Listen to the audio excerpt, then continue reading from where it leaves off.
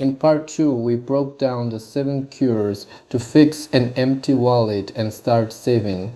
But saving money is only half the battle. The real test is keeping it. Today we look at part 3 of The Richest Man in Babylon and uncover the 5 laws of gold. These are the exact rules that separate people who stay rich from those who lose everything. Law number 1 states that gold comes gladly and in increasing quantity to anyone who puts away at least 1/10 of their earnings to create an estate for their future. If you respect your money by saving it, your money will naturally grow.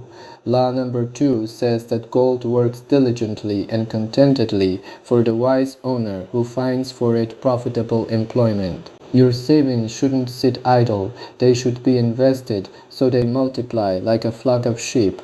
Law number 3 tells us that gold clings to the protection of the cautious owner who invested under the advice of men wise in its handling. If you are new to investing, don't trust your gut, trust professionals who have a proven track record.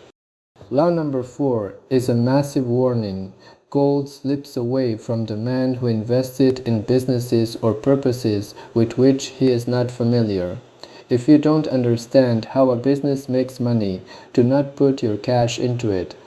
Finally, law number 5 warns that gold flees the man who forces it to impossible earnings or who follows the alluring advice of tricksters and fraudsters. If an investment promises massive returns with zero risk, it is a scam and it will wipe you out. Wealth isn't built on luck or overnight miracles. It is built by following these 5 unbreakable laws. Which of these 5 laws do you think is the hardest to follow in today's world? Let me know in the comments below. If you missed part 2, click the video on your screen right now to catch up and make sure to subscribe so you don't miss our next deep dive into timeless financial wisdom.